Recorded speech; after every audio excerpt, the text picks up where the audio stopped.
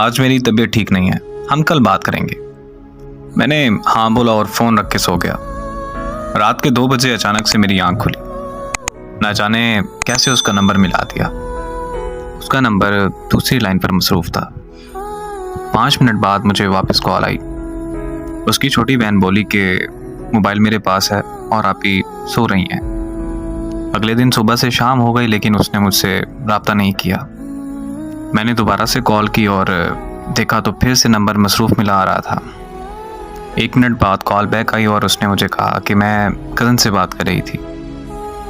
मैं खामोशी से उसकी बात सुनता रहा और फिर कुछ वक्त तक हम दोनों खामोश रहे। फिर वो कहने लगी कि अगर ऐसे ही खामोश रहना है तो मुझे बता दो, मैं कॉल बंद कर दूं। मैंने मुस्कुराकर कहा, जैसे तुम्हें ठीक लगे। उसने कहा कि ओके, अब मुझे कॉल मत करना। बस ये कहकर उसने कॉल बंद कर दी। मैंने कुछ देर बाद उसे फिर कॉल कर दी। इस बार फिर से उसका नंबर मसरूफ़ आ रहा था।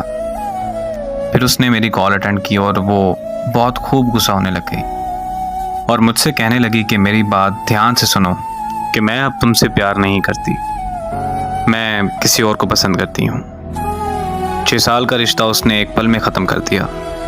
मैंने उससे पूछा कि आखिर कौन है वो लड़का। वो मुझसे कहने लगी, तुम होते कौन हो मेरी लाइफ में इंटरफेयर करने वाले। मैंने उससे कहा कि यार मैं तुमसे प्यार करता हूँ, तुम मुझे भूल गई। इतने में उसको किसी और की कॉल आई और उसने मेरी कॉल कट किए बगैर उसकी कॉल रिसीव कर ली। मैंने कॉल कट नहीं की। कुछ देर बाद उसने कॉन्फ्रेंस कॉल ले ली। कॉन्फ्रेंस कॉल में लड़का बोला कि हाँ भाई, तुम्हें क्या मसला है। तो मैंने कहा कि तुम होते कौन हो मुझसे ये पूछने वाले।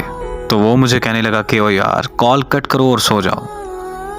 तो साथ में ही वो बोली कि नहीं जान, ये ऐसे बात नहीं मानेगा, आप इस पागल को इग्नोर करें और मुझसे बात करें। तो वो लड़का बोला कि हाँ, मैं भी तो देखूंगी ये कब तक कॉल कट नहीं करता। मोहब्बत में सितम की मिसाल और क्या तुम है। मैंने अपने महबूब को किसी और के साथ रोमांस करते देखा है। वक्त गुजरता गया और मैंने बहुत मुश्किल से खुद को संभाला। 3 साल बाद मुझे एक रॉन्ग नंबर से कॉल आई। मैं कॉल अटेंड करते ही उसकी आवाज़ पहचान गया। वो बोली कि कैसे हो तुम। मैंने उसे कहा कि तुम काम की बात करो बस। तो कहने लगी कि तुम मुझसे अभी तक नाराज़ हो। मैं खामोश रहा और फिर पूछा उसने कि तुमने शादी कर ली। तो मैंने पूछा कि तुमने कर ली। तो वो बोली कि लोग जिस्म चाहते हैं, शादी कहाँ करते हैं लोग। बात यह है कि जिससे आप मोहब्बत करते हैं उससे कभी मोहब्बत ख़त्म नहीं होती, लेकिन इस तरह करने से आपकी ज़िंदगी में उस शख्स का वजूद चला जाता है। और ज़िंदगी में मोहब्बत होती है, लेकिन उस मोहब्बत का मतलब एक शख्स से वफा करना होता है। और खुदारा मेरी उन लोगों से गुजारिश है कि जिस्मों से खेल कर मोहब्बत के नाम को बदनाम मत कीजिए।